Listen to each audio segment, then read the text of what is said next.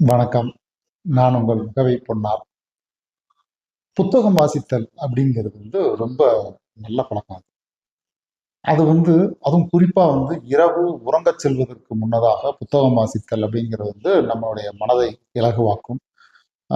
ஒன்றை கற்றுக்கொண்டோம் என்ற ஒரு மனநிறைவோடு நம்மள நல்லா உறங்க செய்யும். அது நல்ல ஒரு பழக்கம்.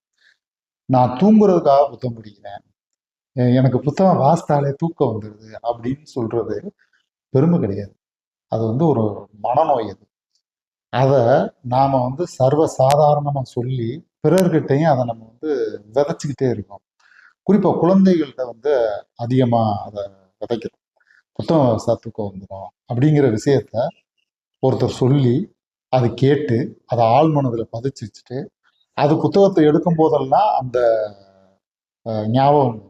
அப்ப ஆட்டோமேட்டிக்கா அது தூக்கம் வந்துடும். இதுதான் இன்னைக்கு ஒரு மிகப்பெரிய மனநோயா பரப்பப்பட்டு கொண்டும் விதைக்கப்பட்டு கொண்டு இருக்குது. இது ஒரு பரவும் தன்மையுடைய ஒரு நோயா இது பரவிக்கிட்டு இருக்கு. இந்த நோயின்னு தெரியாம பெருமையா வேற வெளியில சொல்லிக்கிட்டு இருக்கோம். அதனால இப்படி ஏதாவது ஒரு குறைபாடு இருந்தால் அந்த குறைபாடை பயிற்சியின் மூலமாக தொடர்ச்சியாக புத்தகம் வாசிப்பதன் மூலமாக அதை மாத்திக்கலாம். ஏன்னா புத்தகம் வாசிப்பது என்பது நம்மை நாமே நேசிப்பதற்கான ஒரு வாய்ப்பை ஏற்படுத்தி கொடுக்கக்கூடிய ஒரு அருமையான ஒரு பழக்கம்.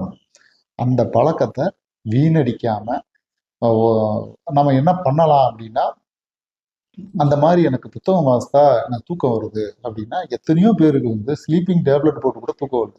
புத்தகம் வாசித்தா தூக்கம் வருதுன்னா தூங்கிருங்க.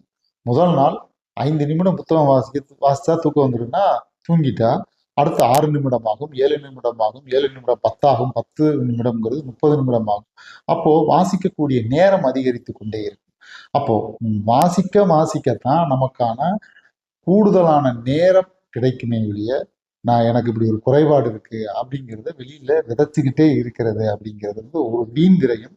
ஒரு சமூகத்துல ஒரு நோயை பரப்பிக்கிட்டு இருக்கோம் அப்படிங்கிறது ஒரு மிகப்பெரிய வருந்தத்தகுந்த ஒரு நிகழ்ச்சி. அதனால அனைவரும் புத்தகத்தை வாசிப்போம், நம்மை நாமே நேசிப்போம், வாழ்வை வளப்படுத்துவோம். நன்றி.